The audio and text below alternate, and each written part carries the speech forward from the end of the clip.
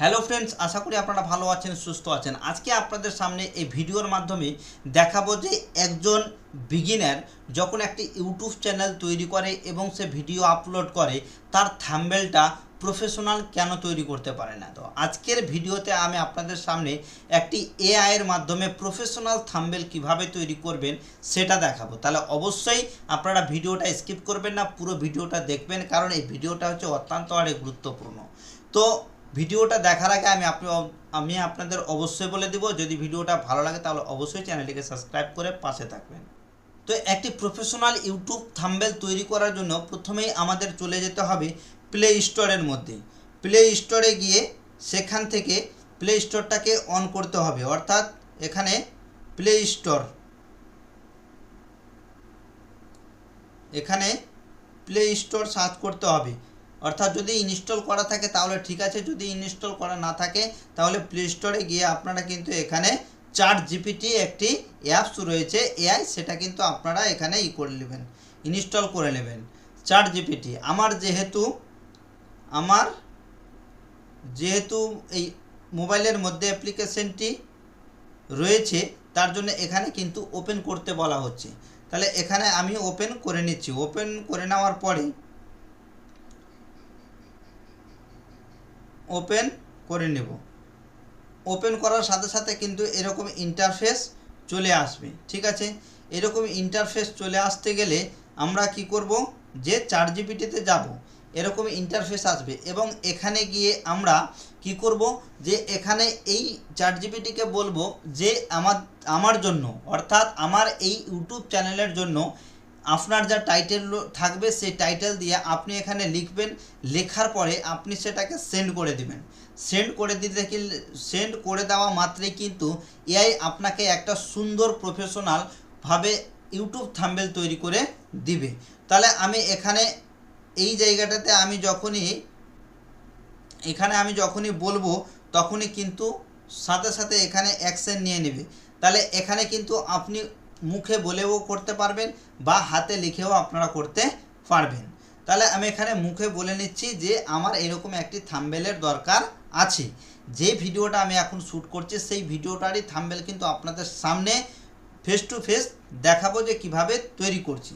তাহলে আমি এখানে ক্লিক করছি এবং আমি বলছি যে আমি কিভাবে প্রফেশনাল একটি ইউটিউব থাম্বনেল তৈরি করব। তা আমি বলছি আপনাদের সামনে, আপনারা দেখতে পাবেন যে কি হচ্ছে, ঠিক আছে। তাহলে এখানে আমি ক্লিক করব এবং ক্লিক করার সাথে সাথে কিন্তু বলতে শুরু করব এবং নিজের একটা প্রফেশনাল ছবি রাখবেন এবং সেই ছবিটা কিন্তু সাথে দিয়ে দিবেন। কিভাবে দিবেন আমি আপনাদের দেখাচ্ছি।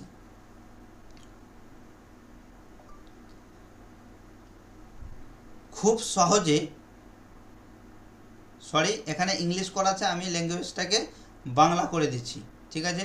বাংলা করে দিলে কি হবে, এআই বুঝতে পারবে খুব সহজে। বুঝতে পারতে গেলে খুব সুন্দরভাবে কিন্তু তৈরি করে দেবে ইউটিউব থাম্বনেলটা। তো বাংলা করে নিয়েছি, আমি এখানে বাংলায় বলছি যে কিভাবে ইউটিউব থাম্বনেল তৈরি করব। একটি প্রফেশনাল ইউটিউব থাম্বনেল তৈরি করে দিন যার টাইটেল থাকবে যে খুব সহজেই কিভাবে ইউটিউব থাম্বনেল তৈরি করবেন এআই এর মাধ্যমে। এবার এখানে সার্চ করে দিতে হবে, অর্থাৎ সেন্ড করে দিতে হবে। সেন্ড করে দেওয়ার সাথে সাথে কিন্তু এখানে ক্রিয়েট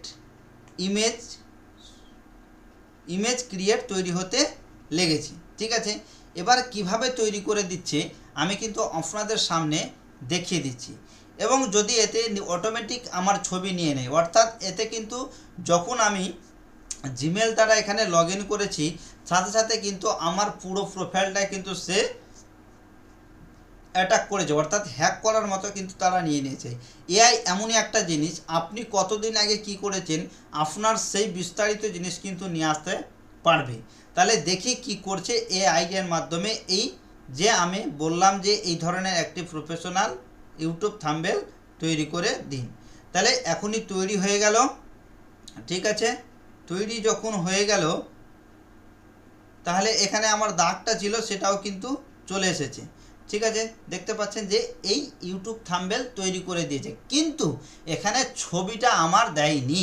এখানে কি লিখেছে যে খুব সহজেই কিভাবে ইউটিউব থাম্বনেল তৈরি করবেন এআই এর মাধ্যমে, লিখেছে খুব সুন্দরভাবে।